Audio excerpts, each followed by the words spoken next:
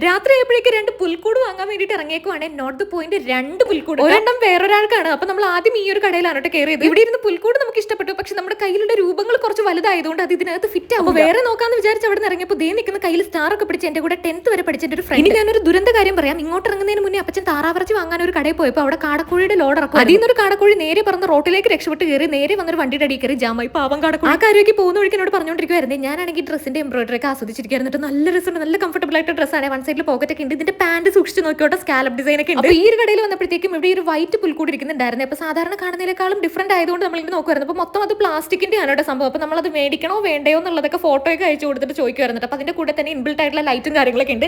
ഇതിങ്ങനെ ടോയ്സിന്റെ സെറ്റ് പോലെ ഒരു പാക്കറ്റ് ആക്കി ആട്ടോ കിട്ടുന്നത്. ഇതിന് നമ്മൾ ആ പാർട്സ് എല്ലാം കൂടി എടുത്ത് സെറ്റ് ആക്കി വെച്ചാൽ മതി. അപ്പൊ നമ്മൾ ഇനി രണ്ടാമത്തെ പുൽക്കൂട് അന്വേഷിച്ച് പോകാണ് കേട്ടോ. അപ്പൊ നമ്മൾ ഈ ഒരു പുൽക്കൂട് കണ്ടിട്ട് ഇവിടെ ശരിക്കും നമ്മൾ ചായ കുടിക്കാൻ നിർത്തിയതാണ്. അപ്പോഴാണ് ഈ ഒരു പുൽക്കൂട് കാണുന്നത് കേട്ടോ. അപ്പൊ എനിക്കിത് ഭയങ്കരമായിട്ട് ഇഷ്ടം. എനിക്ക് ഇങ്ങനെ ഒരു ഗൃഹാതുരത്വം തുളുമ്പുന്ന ഒരു പുൽക്കൂട് വേണമെന്നായിരുന്നു എന്റെ മനസ്സിൽ ആഗ്രഹം ഉണ്ടായിരുന്നു. അങ്ങനെ നമ്മൾ ആ ഒരു പുൽക്കൂട് നമുക്ക് വേണ്ടി വാങ്ങിട്ടോ. പക്ഷെ നമ്മൾ ചായ കുടിക്കാൻ നിർത്തി കടയിൽ ചായ ഉണ്ടായിരുന്നില്ല. എന്നിട്ട് നമ്മൾ വേറെ കടയിൽ പോയിട്ടാണ് ചായ കുടിച്ചത്. അപ്പച്ചൻ ആദ്യം തന്നെ ചായ കുടിച്ച് കഴിഞ്ഞതുകൊണ്ട് ഞാനൊന്ന് അഭിനയിക്കാൻ പറഞ്ഞപ്പോൾ ചായ കുടിക്കുന്ന പോലെ അഭിനയിക്കുന്നതാണ്. അപ്പൊ ഞാൻ നഗറ്റ്സും പിന്നെ സോസും കാര്യങ്ങളൊക്കെ ആയിട്ട് വാങ്ങിയിട്ടുണ്ടായിരുന്നു. അങ്ങനെ ചായക്ക് കുടിച്ച് നമ്മൾ വീട്ടിൽ പോയി ഇത് പുൽക്കൂടും കാര്യങ്ങളൊക്കെ സെറ്റ് ചെയ്യണം. അപ്പൊ നമുക്ക് നെക്സ്റ്റ് വീഡിയോയിൽ കാണാൻ.